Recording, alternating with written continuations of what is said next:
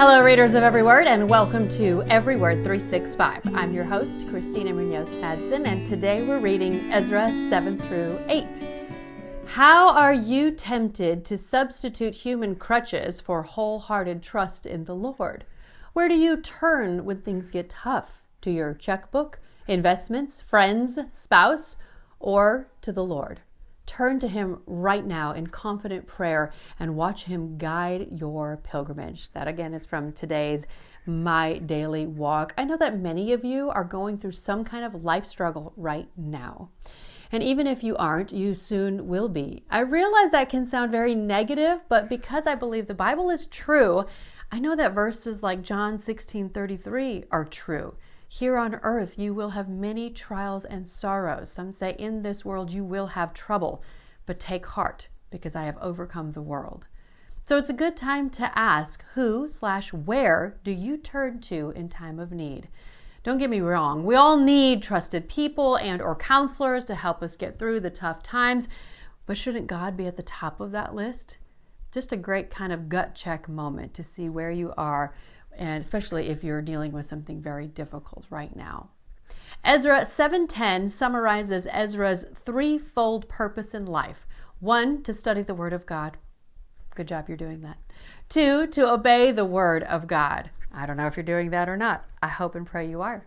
And 3, to proclaim the Word of God, whether in an official capacity or in normal day-to-day life. Ezra's example is a good one for us to follow, and that is from today's insight. I don't share those often. I don't include so much from the intro page, but these are all so good.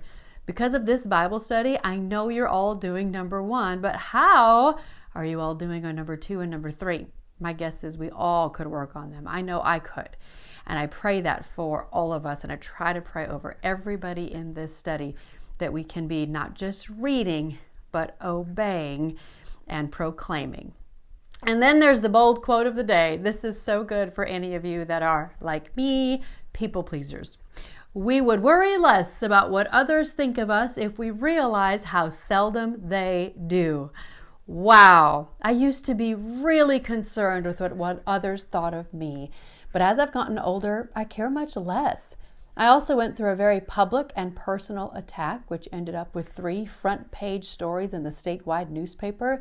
And although it was devastating at the time, it really helped me realize that even if others really don't like me and even desire bad things to happen to me, that I'll still be okay, because no matter what they do or say, they can't take my God/faith away from me.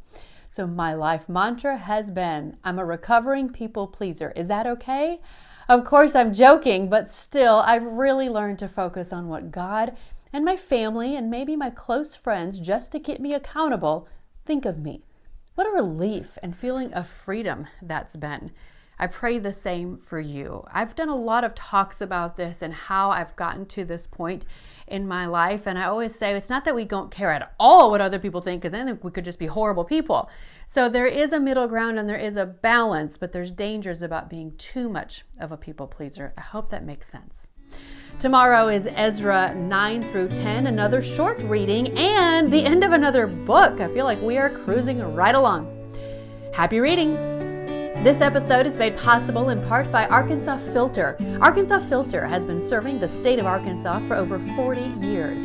They sell and service a full suite of commercial, industrial, and residential filters. They are also one of the largest suppliers of UV lights, gates, belts, and HVAC chemicals and cleaners.